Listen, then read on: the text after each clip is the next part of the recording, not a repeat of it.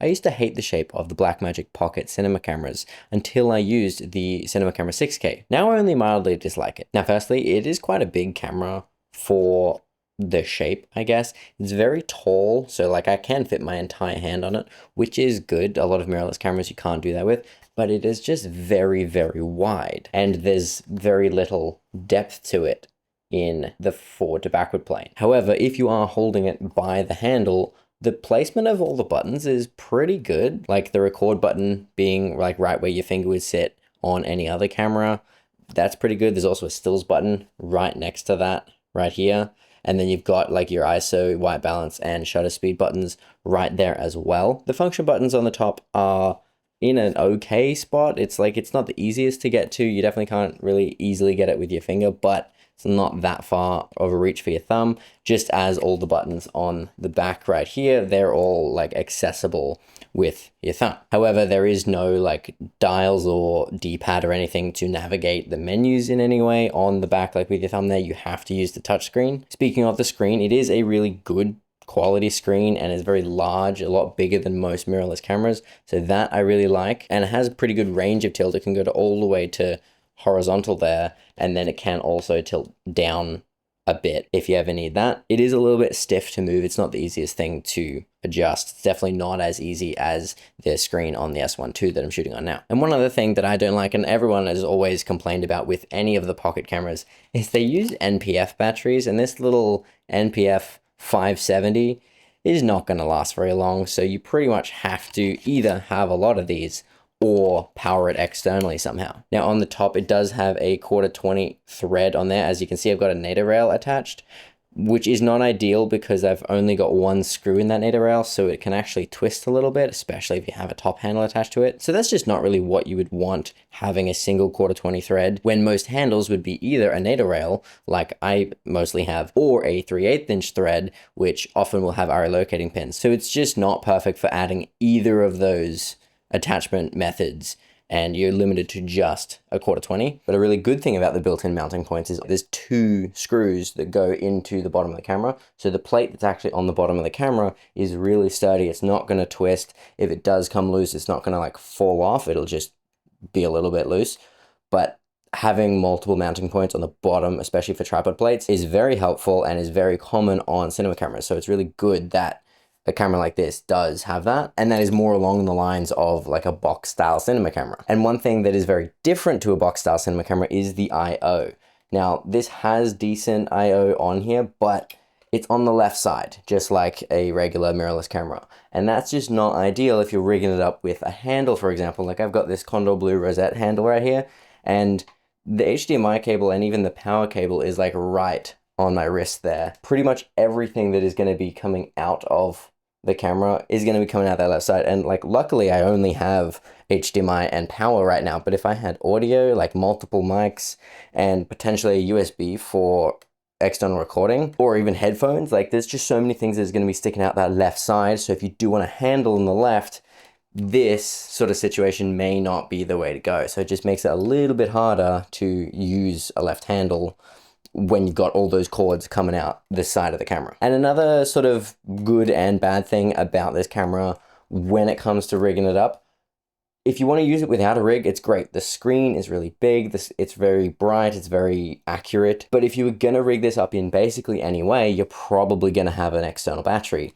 And if you put a V-mount battery on the back, or any sort of battery on the back like this, you're going to be covering the screen in some way. So you kind of have to run a monitor, even though the screen on this is kind of good enough that a lot of the time you may not need to. So it sort of just means that if you are going to run a battery, you almost have to run a monitor of some sort, unless you were to get one of those batteries that like screws onto the bottom of the camera and it sits underneath it. And I have seen other people have like their V-mounts mounted like horizontally rather than vertically, so it is a little bit lower profile so you can still see the screen. It's just one of those little things. It's like you kind of don't have much of a choice when it comes to using the screen and, you know, using a monitor. It also means that you can't really run a super compact rig. Like if you were to put your V-mount plate like all the way up against the camera, you're fully blocking off the screen, and it's not even like a regular mirrorless camera that has a flip out screen, so you can't even have the screen on the side. It's just there and it tilts out. So if you're blocking it, you can't use it. which is a bit of an issue when it comes to the menus because, as I said before, the menus on this, you basically have to navigate with the touchscreen.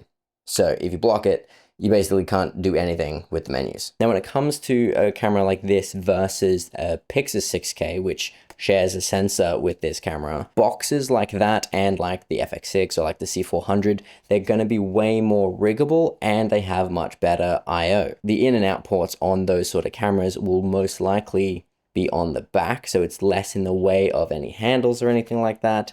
It's just sort of out of the way of everything. Whereas on this, the I/O is on the side, and you're usually going to get less in and out ports on a camera like this versus a box camera like the Pixus, like the C400 or the FX6. And the other benefit to box cameras like that is they're generally way more riggable. They have way more mounting points on the body themselves compared to the 3/4 20 threads on this body here. And even if you do add a cage, cages for those cameras usually add way more than cages for cameras like this. And when it comes to comparing it to a regular mirrorless camera like the S1 II here, there's a bunch of downsides and there's a few advantages as well. Compared to mirrorless cameras like this, as I mentioned about the I/O, comparing it to box style cameras, it's got like a little bit less than a lot of box style cameras will have, but it's got a little bit more than most mirrorless style cameras will have. So this S1 II here from Lumix has a mic port, headphone port,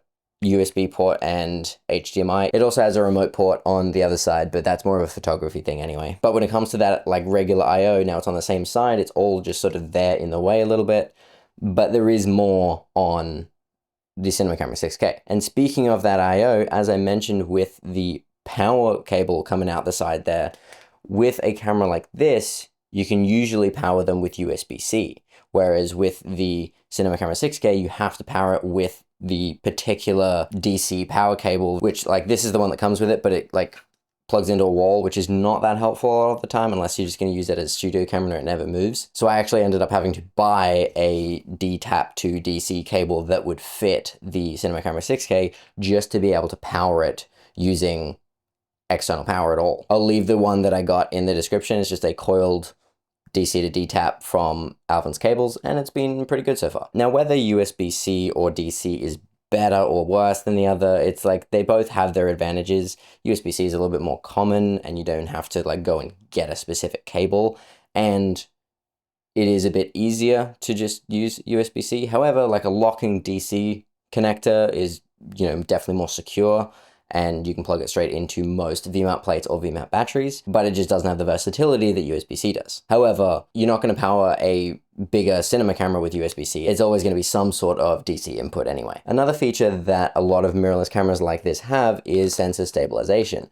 whereas the Cinema Camera 6K does not have stabilization whatsoever. No Blackmagic camera does. However, stabilization isn't common with cinema cameras in general, and a lot of time you actually don't want stabilization because it means that the sensor isn't fixed in place, so you can get, you know, some extra movement that you don't want if you're like rigging it to a car or something like that. So there are benefits to not having stabilization, but on a camera that's maybe a little bit smaller and maybe you do a little bit more of a stripped down rig, stabilization can be helpful a lot of the time if you're just shooting with a setup like this. And probably one of the biggest things that stabilization in mirrorless cameras like this fixes is the jitters, especially the micro jitters when you're using a smaller setup, because when something doesn't weigh a lot, it'll move a lot faster and it'll do like little jitters, whereas with a bigger, heavier cinema camera, that's just not going to happen because it is heavier, it's harder to move, it's not going to have those micro jitters. However, one big benefit that the Cinema Camera 6K has over mirrorless cameras like this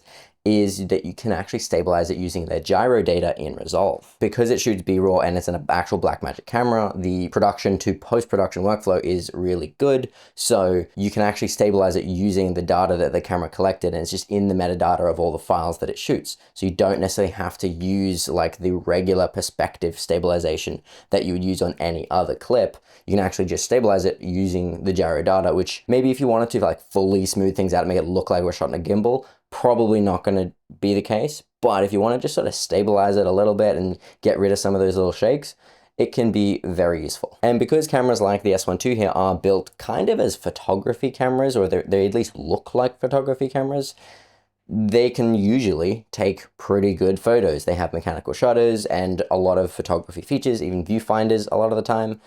Whereas the Cinema Camera 6K, it can take photos, which is not super common, I guess, on a cinema camera, but they are only, of course, electronic shutter, and they are, of course, only B-RAW. So it basically just takes a still of B-RAW rather than like having a different version of RAW that, you know, all the photography cameras will have. And it can't shoot JPEGs either. It's just straight up a B-RAW still. So you have to grade it in Resolve basically, which for me is actually not that big of a deal. A lot of the time I make my thumbnails for my YouTube videos in Resolve anyway, rather than using like a photo editing app. So having a B-RAW still isn't actually that big of a deal. However, a lot of times it's easier to shoot a short clip than a still if you wanted to get a few options. And I used to have an FX30 and it was definitely better in most ways when it came to like the physical build of it versus like a photography style camera like this. At the time I had the A7 IV, and cameras like the FX3, the FX30, the C50, the FX2 as well, they are a bit more riggable than cameras like this. They're built to be rigged. They usually have a handful of 1/4-20 threads on them, so maybe you don't need a cage. But also if you do have a cage, it's a lot more sturdy, just like the Cinema Camera 6K, because it has multiple mounting points. It's not just using like the eyelet holes or anything to secure a cage. So I think without a cage, cameras like the FX3 or the C50 are more riggable than the Cinema Camera 6K. But with a cage, you can sort of go either way. I think they're probably pretty similar once you got a cage on there. But without a cage, the Cinema Camera 6K definitely not as riggable and also not as compact. It's a much larger camera than the C50 or the FX3. Now, when it comes to comparing it to a camera like the Lumix S9 or even the newly announced Nikon ZR, now those aren't necessarily comparable cameras, but they are very similar form factor. And this is what we're talking about in this video. So if you look at just the size comparison of these cameras, the S9 is way smaller, but it can do a lot of what this can do. Obviously, there's things it can't do, and it is more likely to overheat than this is, but this can shoot in 6K open gate just like this can. And when it comes to the Blackmagic, the bigger the camera is going to be better. 1, for thermals, 2, for, you know, usability. It's got like an actual handle, whereas this one is an additional handle that I've attached on there. It's a small rig one. So the ergonomics are going to be a lot different. And generally, a camera like this will be way more ergonomic than a little portable one like this. But the S9 and other cameras like this have that benefit of the portability. I could just chuck this on a strap and carry around with it. It's very small. If I put a small lens on it, it's a very, very small package that can still do a lot. Whereas I'm not going to just be walking around carrying this or putting this on a shoulder strap and just dangling it off my body like I would with the S9. So it's not as good as a box style cinema camera like the Pixis because of the riggability and I/O, but then it doesn't have the advantages of a smaller mirrorless camera like the S1 II, the FX3, the C50, or even the S9 or the ZR. So it sort of sits in this awkward middle ground where it's too big and clunky to be used as a carry-around camera, but it's not big enough to easily be used on a larger production with a bunch of stuff rigged onto it. It's not an inherently bad design. A lot of people have used and loved the Pocket line of cameras for years. It just doesn't fit into anything that I want to do. For production work, I prefer a box style camera, and for pretty much everything else, I prefer a more versatile hybrid. So for that reason, I'd much rather an S1 II or a Pixis, or ideally both. I'm just waiting on that Pixis 12K. So let me know your thoughts on the Cinema Camera 6K or the Pocket line in general. What do you think of this form factor? Do you think it's better or worse than a box style camera or a smaller hybrid mirrorless camera? Or do you agree with me? Because I don't know, I feel like everything I said sort of makes sense. But that'll be all for this one. Do with the other things before you leave. Maybe go watch the video I made about the autofocus on this thing. And I'll see you next time. Okay, bye.